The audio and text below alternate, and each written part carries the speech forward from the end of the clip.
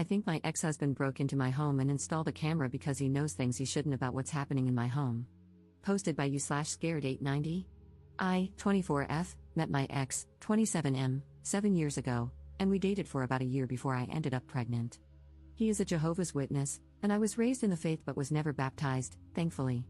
When I became pregnant, I was told that I had to marry him if I wanted to be in good standing at the Kingdom Hall Church. I agreed and decided not to listen to my parents when they begged me to take my time and make that decision later. Of course, this meant staying and living with my parents, and as a brainwashed 18-year-old, I thought he was the best thing that had ever happened to me and that he couldn't do me wrong because he was a Jehovah's Witness, and they can't do any wrong.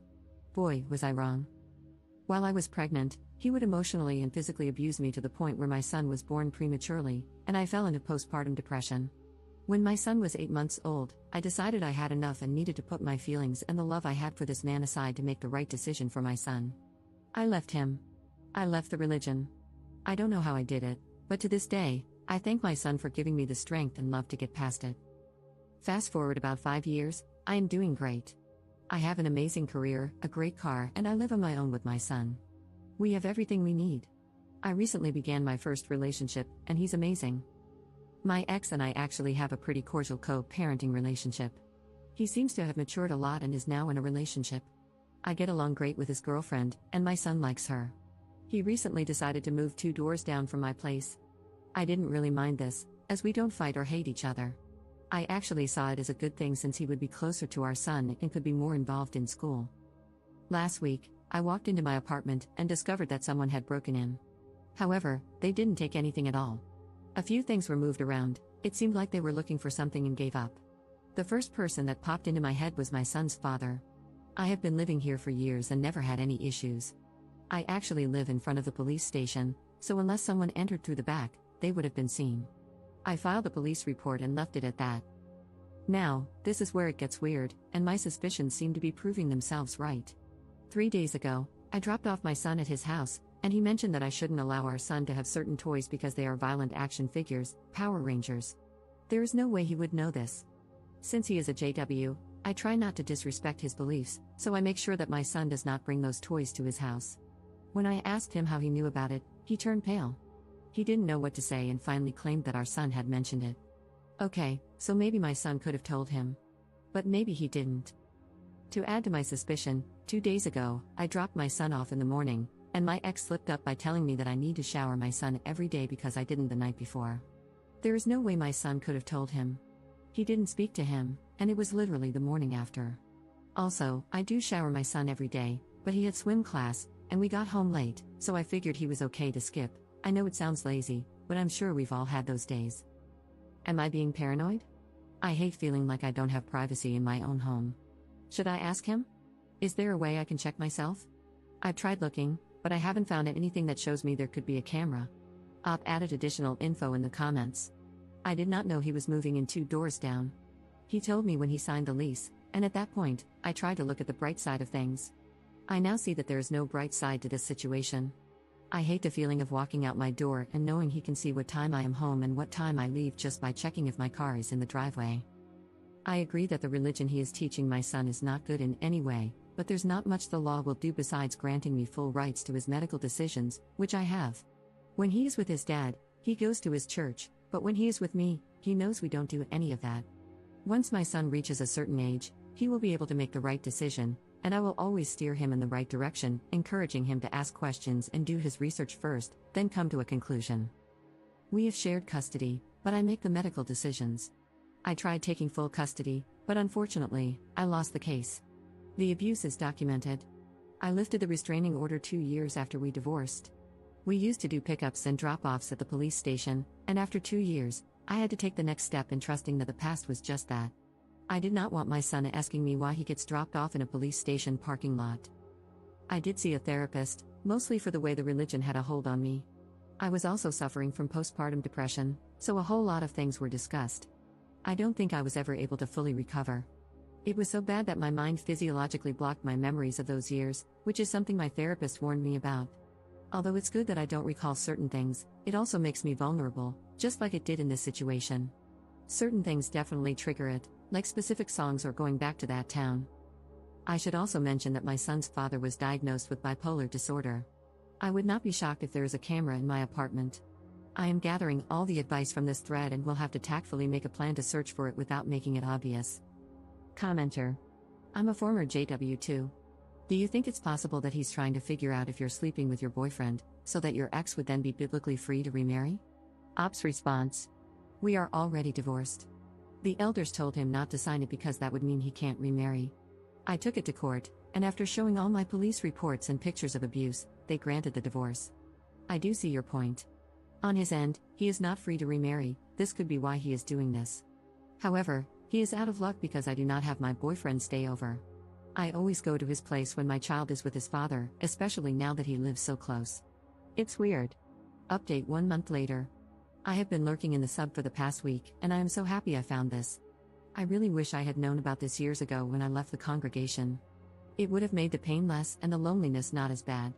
When I left the organization, I had no friends and no encouragement, and I almost convinced myself multiple times to go back, but I was able to get through it.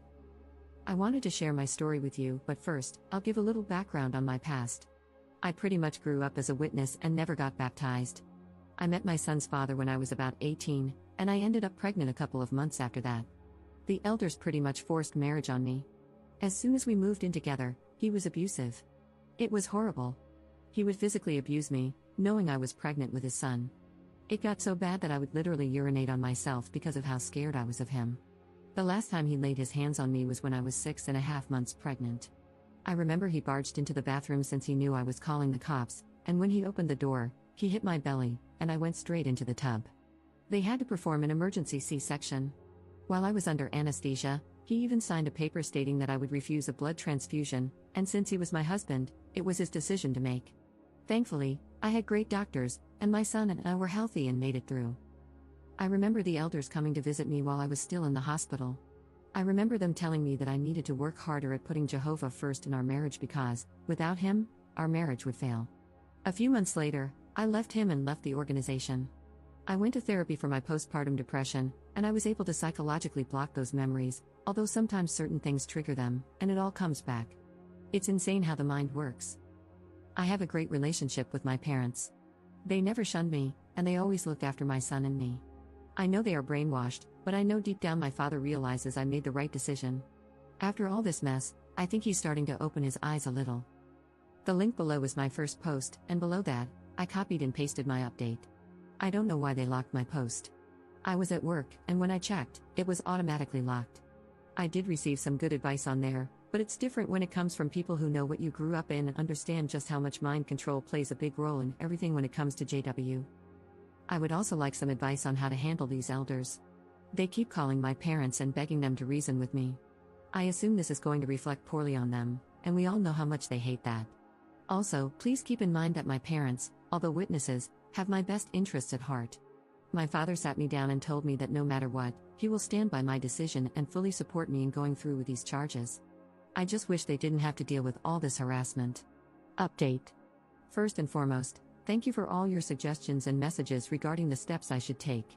So much has happened over the past 7 days, I will try to explain without making this too long. I'll start with last week, Wednesday. After reading all the comments, I decided to purchase a spy finder from Amazon. I figured it would put my mind at ease and finally allow me to feel comfortable in my own home. I paid for 2-day delivery and planned out how I would use it without being obvious.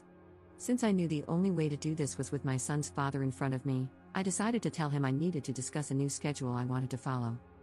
Friday, we decided to meet up for ice cream with our son.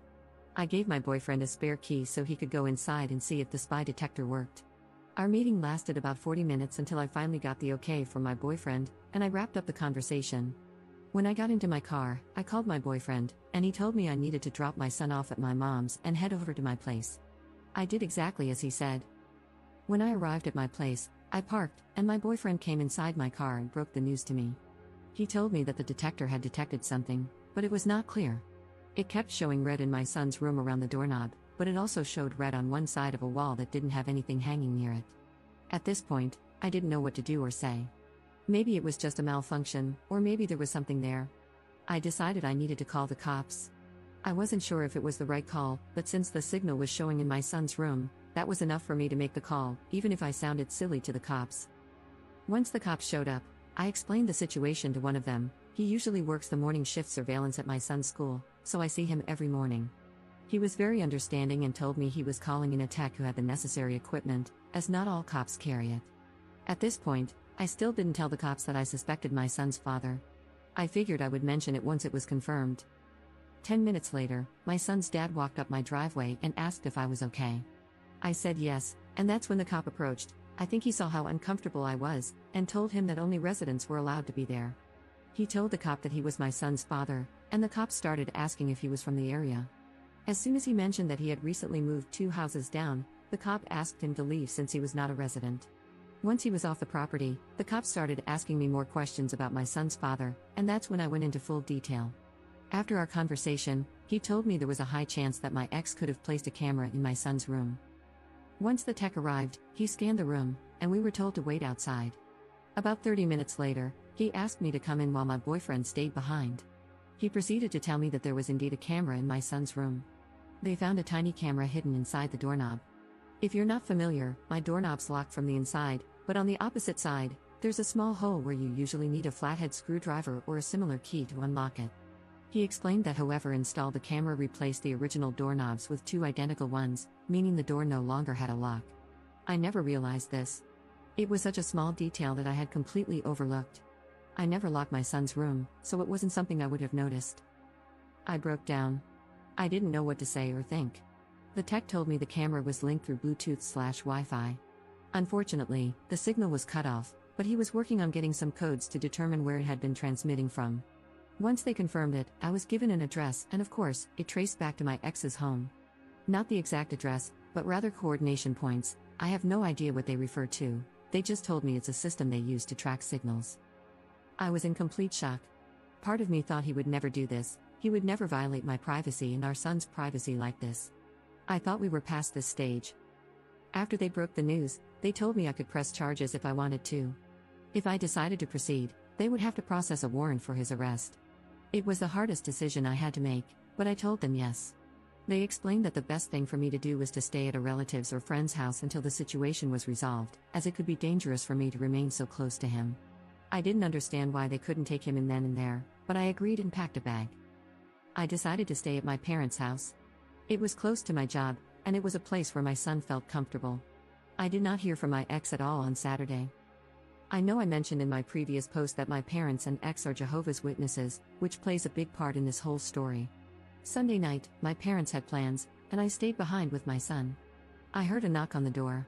I looked, and to my surprise, it was 2 elders. I guess you can call them pastors for those not familiar with the term. These were the same men who told me not to call the cops when my ex would get physical. They were also the same men who had watched me grow up since I was 3. I decided to open the door, and they asked to come in. Since my brother was in the other room, I felt a little more at ease speaking with them. As soon as they started taking the Bible out, I told them I did not feel comfortable with that and that if they had anything to say, it should be through a conversation and not through the Bible. They agreed and started explaining the consequences my ex is facing in the Kingdom Hall for what he has done. They also told me that my ex was taken down to the station Sunday morning but that he had confessed everything to them on Saturday. To make it short, they begged me to drop the charges and kept telling me to think about my son, to consider how he would feel knowing his dad is facing these charges. They kept saying over and over that Jehovah does not condemn his behavior and that sometimes the organization can work things out internally. I told them I would not drop the charges. What he did was violate my privacy, and while I was happy they would work it out within their religion, I would handle my end through the law. They proceeded to tell me that they have lawyers who can back up my ex and that if this is the route I choose, I should make sure I am covered as well. They also said the reason he put a camera in my son's room was because he wants custody, arguing that it's not fair for him to miss out on eternal life and that my ex could save my son. Crazy, yes, I know. I don't know what he was trying to find by putting a camera in my son's room, because I have absolutely nothing to hide, and my son is very well taken care of. I asked them to leave, and they did. When I told my dad what happened and what they had said to me, he called one of the elders and pretty much went off on him. I hope it doesn't ruin his reputation since I know this religion means the world to him, but at the same time, I also hope this might open his eyes. This is all such a nightmare for me. I don't know what to do. Deep down, I do not want to press charges because he is my son's father. I don't want this to ruin his record or for my son to grow up and find out I placed his dad in jail over this. I also know what it's like to be brainwashed and under mind control. On the other hand, I feel like he needs to learn his lesson. He needs to understand that you can't simply violate someone's privacy because of your religion. I'm not sure what will happen yet. Last I heard, he was out on bail and has a court date, which I will need to attend as well. At that time, I can decide whether to drop the charges if I want to. I also received a court date from family court, as he is seeking full custody. He filed about a month ago, so this is something he has been planning. I'm hoping this whole situation will work to my benefit, which is another reason why I shouldn't drop the charges. It could help me in family court. For now, that's all that has happened. I don't know what steps to take from here, and I'm just taking it day by day. I have found a new place, and after talking to my landlord, he is letting me break the lease. I hate that I have to move. I love my apartment, and now I'll be moving to a much smaller place for more money. I wish I didn't have to move, but there isn't much else I can do. Commenter. Do not drop any charges. My reasoning, besides all the religious BS, your ex is not rational and is already physically abusive. This is a bad combination. In my experience, he will never get better without therapy or medication, and most likely, issues will arise where he won't follow through with treatment even if he starts. What are the charges against your ex? Has the DA's office stopped any further investigation? Have you had an opportunity to speak with the investigators on your case? Have they hinted at any other concerns about him? Law enforcement can be very effective in uncovering things through intimidation. However, they will not want to be jerked around and expend effort if they sense you won't follow through. They may intimidate you a little to test your resolve. Hold fast to your decision. All the data he was gathering about you to possibly further his custody case has been made null and void and is inadmissible because it was obtained through a criminal act. It will not be allowed to be presented. His illegal actions will also be used against him. All of that goes away if you don't press charges. If you have not contacted a local agency concerning spousal abuse, regardless of your marital status, they will help you or direct you to assistance. They have experience in this and will guide you to the best course of action while also providing support. Regarding the elders who visited, regardless of what we think about the organization, that was in protocol. If you want that nonsense to stop immediately, contact or have someone contact a sharp elder from another congregation, etc., if that's what you want. These things that are happening to you are not unique to the organization. They happen everywhere, frequently. Because of that, there are many resources available. Please make use of them. I hope you remain safe and that everything works out for the best. Ops response. I actually went to the court today to file a restraining order, and they gave me a temporary one until the court date, where the judge will decide whether to make it permanent. I also went to the station to ask for more information about what was going on. They couldn't tell me much besides the fact that even if I drop the charges, the state is also pressing charges. Apparently, they take this matter very seriously since it happened in a child's room. They told me that someone would be in contact with me, but I should get a lawyer, as it's not recommended to handle this alone due to the many complexities I might not understand or that may require professional advice. I asked them what they did with the evidence, and they told me they have it and cannot release it to anyone since it is now in municipal custody. I am looking into lawyers and have scheduled a few consultations for tomorrow. My court date for custody is at the end of November, so I am hoping the other court date for the camera issue is scheduled before that, so I can have more evidence to prove that he is not suitable for custody. However, I feel that just having those charges pending and him being out on bail should be enough for the judge to grant me full custody, which I am now seeking. We currently have shared custody, but after this, I want full custody. Commenter. This sounds like really strange behavior from the elders, almost like they have a vested interest in having the charges dropped. Now why might that be? If your ex is going for full custody, he would have sought the assistance of the elders. Maybe the elders suggested he put in a spy camera, or maybe they knew someone who had expertise in this. If the charges aren't dropped, the facts might come out. I don't know if you are aware, but the organization has a printed guide for JWs involved in custody cases. If the elders are calling your parents, get them to ask the elders whether your ex had specifically admitted to breaking in and installing the spy cam, and if there was anyone else involved. When the elders told you that he would be dealt with in the congregation, did they spell out what they would do? Do not drop any charges, especially for the sake of your son. Ops response. One of the elders is actually my ex's uncle, which makes it a conflict of interest. Although he was part of the committee when I was pregnant and they took away the privileges I had as an unbaptized publisher, if that's the term. Sorry, I went to a Spanish hall and do not know some of the English terms. It seems so weird to me just how much they are pushing and harassing my family. It's almost as if something else is happening that they are afraid of. They told me that they are still going through their process, but that this could lead to him being reprimanded. What's the term for when you're not shunned but are pointed out as bad association? Is it censured? Not sure, but he won't get shunned, just a slap on the wrist.